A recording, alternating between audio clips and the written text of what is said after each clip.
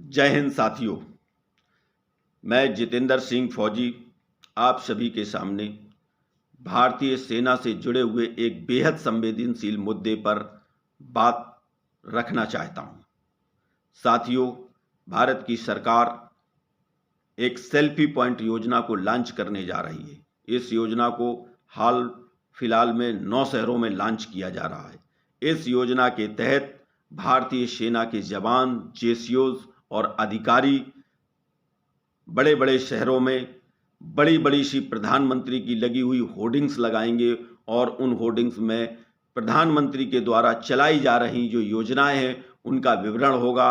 और भारतीय सैनिक आने जो जनता है वहाँ की आम जनता से मिलकर के सेल्फी लेंगे और उस सेल्फी के साथ में उन योजनाओं के बारे में उनको बताएंगे, जो कि एक राजनीतिक चीज होगी। क्योंकि जो सरकारें होती हैं वो किसी पार्टी की सरकार होती है। कहा यह जा रहा है कि ये सरकार का कार्य है। मुझे ऐसा लगता है कि ये सरकार जो भी होती है वो एक पार्टी की सरकार होती है और वो पार्टी अपने एजेंडे, अपने कामों को अपनी विचारधारा के अनुसार उनको लागू करती है, जो उनके कार्यों में उनके राजनीतिक झलक भी दिखाई देती है। तो इसलिए अगर ये सेना के द्वारा करवाया जा रहा, ये बहुत ही दुर्भाग्यपूर्ण और निंदनीय है। इससे भारतीय सेना की साख, उसकी विश्वसनीयता, जनता में उसकी छवि पर गहरा आघात होगा, घोर आघात होगा, जो ये बहुत ही दुर्भाग्यपूर्ण है। भारत के आज़ादी के बाद भारतीय इतिहास में आज तक कभी ऐसा किसी भी पार्टी ने या किसी भी सरकार ने नहीं किया है कि जो सेना के द्वारा अपनी योजनाओं का प्रचार प्रसार कराया हो। एक बार भारत के पूर्व प्रधानमंत्री स्वर्गीय इंदिरा गांधी जी ने जनरल मानेकशॉ से कुछ रैली के ऑर्गेनाइज कराने के लिए कहा था, तो उस समय के जनरल मानेकशॉ ने तत्काल उनको मना कर दिया था। ऐसा ही जनरल रैना ने, जब उस समय के रक्षा मंत्री देवीलाल जी ने कहा कि हमारी रैलीज को ऑर्गेनाइज करना है, रैलीज में कुछ काम करने हैं, तो उन्होंने सख्त मना कर दिया था। उस समय के जो जनरल्स थे, जो सेना के बड़े अधिकारी थे, वो वाकई में बड़े दिलेर और देश के लिए, सेना के लिए मर मिटने वाले काम करने वाले थे। लेकिन आज मैं देख रहा हूं कि जो हमारे आज के वर्तमान जनरल्स हैं वो इतने सरकारों के भक्त हो चुके हैं, क्योंकि सरकार ने बड़ी चालाकी से जो सीडीएस का पद लाए हैं, उस सीडीएस का पद का लोभ दिखा करके इनकी जबान पे ताला लगा दिया है। ये जनरल्स ऐसे कदमों का बहिष्कार नहीं कर पा रहे, इनको मना नहीं कर पा रहे। ये बड़ी शर्म की बात है। ऐसे जनरलों को मैं एक जवान होने के नाते अपना जनरल कहने में मुझे शर्म आती है। मुझे लगता है कि ये किस लिए ऐसे जनरल्स बैठे हैं। जब आप हमारे कमांडर इस तरीके का काम करोगे, मैं तो भारत के राष्ट्रपति महामहिम जो हमारे सुप्रीम कमांडर हैं उनसे कहना चाहूँगा कि इस योजना को तत्काल वापस कराया जाए। और यहाँ तक कि इस योजना में ये भी कहा जा रहा है कि जो जवान छुट्टी पे जाएगा वो छुट्टी पे जाकर के उनकी योजनाओं का प्रचार प्रसार करेगा। अभी तक भारतीय सेना की जो छवि थी वो सभी पार्टियों के लोग, भारत का एक बच्चा भारतीय सेना को सबसे ज्यादा सम्मान देता था। इस देश में अगर सबसे ऊपर सुप्रीम सम्मान अगर किसी का है तो भारतीय सैनिकों का, भारतीय सेना का है। जब गांव में हम जाएंगे, ये जरूरी नहीं है कि कोई भी गांव या कोई भी शहर किसी एक विचारधारा का या किसी एक पार्टी के मानने वाला का हो, वहां विभिन्न पार्टियों को मानने वाले लोग होंगे। जब हम एक पार्टी की समर्थित विचारधारा की योजनाओं का प्रचार प्रसार करेंगे तो जो दूसरी पार्टी के समर्थक हैं या जो दूसरी विचारधारा के लोग हैं वो सेना के प्रति गलत निगाह से उनके सम्मान को ठेस पहुंचाते हुए उनसे सवाल करेंगे, उनसे सवालिया निशान लगाएंगे कि आप उसके पिट्ठू हो, आप उसके बिक चुके हो। जैसे पुलिस या अन्य प्रशासन को कहा जाता है कि ये पार्टियों की गुलाम होती है, इसी तरीके से सेना की छवि पर। और ये परपाटी अगर एक बार शुरू हो गई तो आने वाले समय में जो भी पार्टीज की सरकारें आती जाएंगी, इस परपाटी को दोहराती चली जाएंगी, जो सेना और सैनिकों के मनोबल को डाउन करने के लिए, सेना के मनोबल को तोड़ने का काम होगा।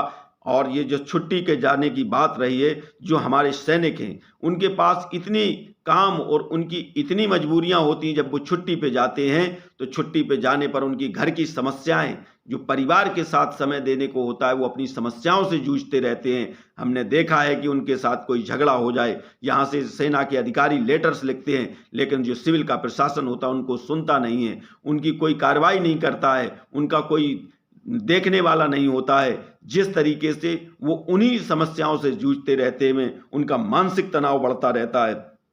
सेना के जवान Siachen, glacier, high altitude, insurgency area, terrorist area में कई बार ऐसा होता है, कई ऐसी यूनिट्स मिलती हैं जहां 4-4 दिन जवान ड्यूटी पे खड़ा रहता है, सोता नहीं है। वो इतना मानसिक तनाव में होता है, जब वो छुट्टी जाता है तो अपने परिवार के साथ में कुछ अपने तनाव को कम करने के लिए वहां पर समय व्यतीत करना चाहता है। क्या ऐसे में इन सैनिकों से अपनी पार्टियों के लिए सरकार के प्रचार प्रसार करवाना और उसका फीडबैक भी अपनी यूनिट में देना, ये बहुत ही शर्मनाक है। इससे सेना के जवानों में तनाव की स्थिति और ज़्यादा बढ़ेगी, क्योंकि वो जब छुट्टी पर होंगे तो अपना काम भी नहीं कर पाएंगे, और गांव में जब जाएंगे तो गांव में जो दूसरी विचारधारा के लोग होंगे उनकी भी वैमनस्यता का शिकार होंगे, जो सेना और सैनिकों के मनोबल के लिए, उनके परिवार के लिए बहुत हानिकारक है। इसलिए ये सरकार जो अपना काम करने जा रही है वो अन्य एजेंसियों से अपना प्रचार प्रसार कराए। मुझे लगता है कि सरकार के द्वारा जो काम किए गए हैं उस सरकार को अपने कामों पर ही भरोसा नहीं है, उसकी साख इतनी गिर चुकी है, जो उसने काम किए लगता है वो पूरे काम खोखले और नाकारा हैं। इसलिए उसको सेना से छवि को, सेना की साख का सहारा लेना पड़ रहा है। अपने कामों, अपनी नाकामी को छुपाने के लिए आप सैनिकों के मनोबल और सैनिकों की साख को गिराने का काम मत करिए। मोदी जी, आने वाली जनता जो चुनाव है, इस चुनाव को देखते हुए ये किया जा रहा है। मोदी जी, आप राजनीति कीजिए, आप चुनाव लड़िए, हम सैनिकों को कोई इससे लेना देना नहीं है। आप अपनी बात कहिए, आप अपनी जो योजनाएं कहिए, लेकिन हमारी साख को बचा करके रखिए, सेना के मनोबल को बचा कर रखिए। जबकि भारतीय सेना का जो आर्मी रूल्स है 1954, वो ये कहता है कि भारतीय सेना किसी भी पॉलिटिकल एजेंडे में, किसी भी पॉलिटिकल रैली में, किसी भी पॉलिटिकल पार्टी का सदस्य नहीं बन सकती है, कोई भी पॉलिटिकल बात नहीं कह सकती है। इस आर्मी एक्ट को नकारते हुए इन लेटर को जारी किया है। भारत का संविधान भारतीय सेना को सिर्फ ये अधिकार देता है कि भारतीय सेना देश की सीमाओं की सुरक्षा के लिए, देश की एकता अखंडता का काम करेगी, बनाए रखने का काम करेगी, और देश की आंतरिक सुरक्षा में भी भागीदारी होगी, उसको भी काम करेगी। या आपातकाल की स्थिति में, चाहे भूकंप हो या कोई भी ऐसी आपदा, प्राकृतिक आपदा आ जाती है, उस आपदा में भी भारतीय सेना बढ़ चढ़ करके देश की आवाम की मदद करेगी। और कई मौकों पर भारत की सेना ने ऐसे बढ़ चढ़ करके देश की जनता को जो मदद और सहूलियत पहुंचाने का काम किया है, जिसको हमारे देश के आवाम ने, हमारी देश की जनता ने सिर आंखों पे लिया है और उनको वो सम्मान दिया है। आज उसको सम्मान को गिराने और तोड़ने का काम करने जा रही है। इसी के साथ में जब भारतीय सेना किसी एक पार्टी के लिए काम करेगी तो उसकी छवि पे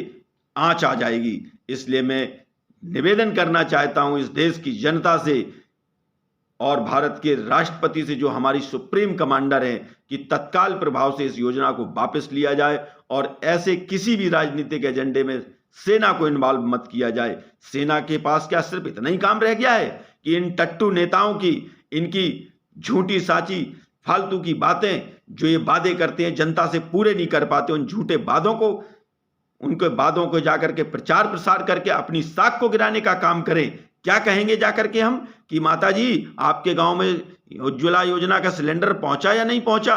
तो वो माता जी हमसे, या वो बहन या वो बेटी हमसे कहेगी, कहां से आ गए उज्ज्वला योजना वाले, हमारा तो सिलेंडर भरा ही नहीं गया। तो मैं क्या जवाब दूंगा? क्या मैं पूछूंगा जाकर के कि आपका मकान बन गया है प्रधानमंत्री आवास का? वो कहेंगे कि हमारा तो नहीं बना है। तो मैं क्या जवाब दूंगा? क्यों हम सैनिकों को इसमें घसीट करके भारतीय सेना के जवानों का मनोबल डाउन करना चाहते हो? क्यों उनको इस देश में झूठा बना करके उनको एक प्रश्न चिन्ह लगवाना चाहते हो? आज तक ये कहा जाता था कि सेना का जवान कभी झूठ नहीं बोलता है, सेना का जवान हमेशा सच का साथ देता है, सेना का जवान ईमानदार होता है। लेकिन आपकी झूठी खोखली योजनाओं का प्रचार करा करके हमारे चरित्र पर, हमारी साख पर दाग लगाना चाहते हो। अभी हाल ही में आपने एक अग्निवीर योजना चलाई थी, जिसका पूरे पूर्व सैनिकों ने, कई लोगों ने, कई सेना के अधिकारियों ने भी विरोध किया कि योजना हमारे लिए घातक है, लेकिन आपने नहीं मानी। उस योजना को लागू कर दिया, देश की सुरक्षा के साथ खिलवाड़ किया। आज अग्निवीरों में 30 से 40% अग्निवीर ऐसे हैं जो सेना में जाने के बाद ट्रेनिंग के दौरान छोड़ करके भाग रहे हैं। और कई अग्निवीर जो अभी है, अभी एक हाल ही में अमृतपाल नाम का पंजाब में अग्निवीर जो था वो शहीद हो जाता है।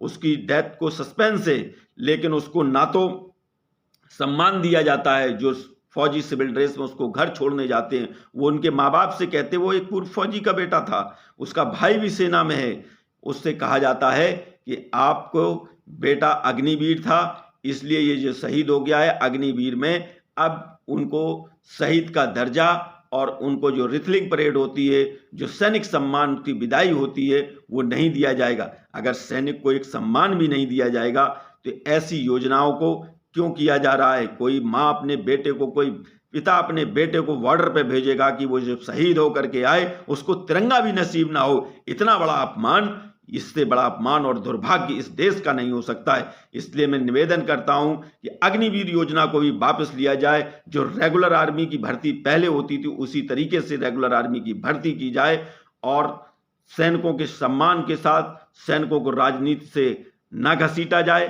अपनी राजनीति आप अपने हिसाब से करिए, सैनिकों को बचाइए। इसी के साथ मैं सभी से कहना चाहता हूं कि ज़्यादा से ज़्यादा इस वीडियो को शेयर करें, ज़्यादा से ज़्यादा लोगों को अवेयरनेस कराएं। और ये मैं चाहता हूं कि अगर मेरी बात किसी माध्यम से प्रधानमंत्री तक, माननीय राष्ट्रपति तक पहुंच जाए तो मैं उनसे निवेदन करना चाहता हूं कि माननीय प्रधानमंत्री जी, आप अपनी इस योजना के बारे में विचार करें और इसको तत्काल वापस लें। इसी के साथ जय हिंद, जय भारत, वंदे मातरम।